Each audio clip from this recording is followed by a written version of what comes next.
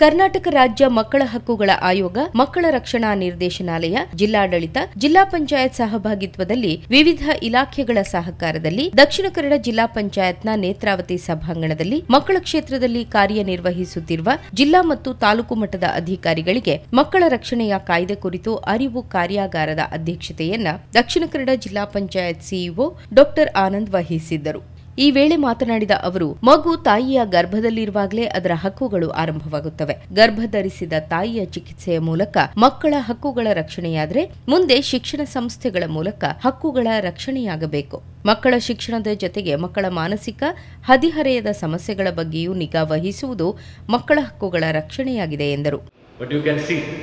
ಇಲ್ಲಿ ಮಕ್ಕಳ ಒಂದು ಕ್ಷೇತ್ರದಲ್ಲಿ ಕೆಲಸ ನಿರ್ವಹಿಸ್ತಾ ಇರುವಂಥದ್ದು ಬರೀ ಮಹಿಳಾ ಮತ್ತು ಮಕ್ಕಳ ಕಲ್ಯಾಣ ಇಲಾಖೆ ಸಿಬ್ಬಂದಿಗಳು ಮತ್ತು ಅಧಿಕಾರಿಗಳು ಮಾತ್ರ ಅಲ್ಲ, ಆರೋಗ್ಯ ಇಲಾಖೆ ಇದ್ದಾರೆ.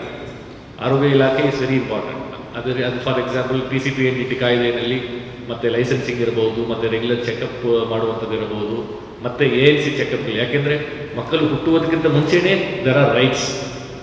ಹುಟ್ಟಿದ ನಂತರ ರೈಟ್ಸ್ ಅಂತ ಇಲ್ಲ, ಮಕ್ಕಳು ಹುಟ್ಟುವುದಕ್ಕಿಂತ ಮುಂಚೆನೇ there is rights. There is an antenatal right to the unborn child.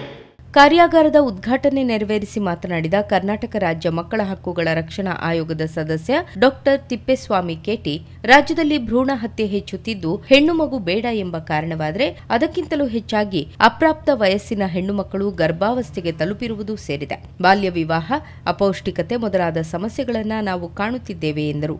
ಇದೆಲ್ಲ ಬಹಳ ಸರಳವಾದ ಸಂಗತಿಗಳು. ಅದಕ್ಕಾಗಿಯೇ ಕರ್ನಾಟಕ ರಾಜ್ಯ ಮಕ್ಕಳ ರಕ್ಷಣಾ ನೀತಿ 2016ರಲ್ಲೇ ಇಂಥದ್ದೊಂದು ಪಾಲಿಸಿ ಬಂದರೂ ಕೂಡ 2024ರಲ್ಲೂ ಕೂಡ ಏನಾಗಿಲ್ಲ, ಇನ್ನೂ ಅನುಷ್ಠಾನ ಆಗಲಿಲ್ಲ ಅನ್ನೋದು ನಾವು ವಾಪಸ್ ನಮ್ಮನ್ನು ನಾವೇ ರಿವಿಸಿಟ್ ಮಾಡ್ಕೋಬೇಕಾದಂಥ ಸಂಗತಿ.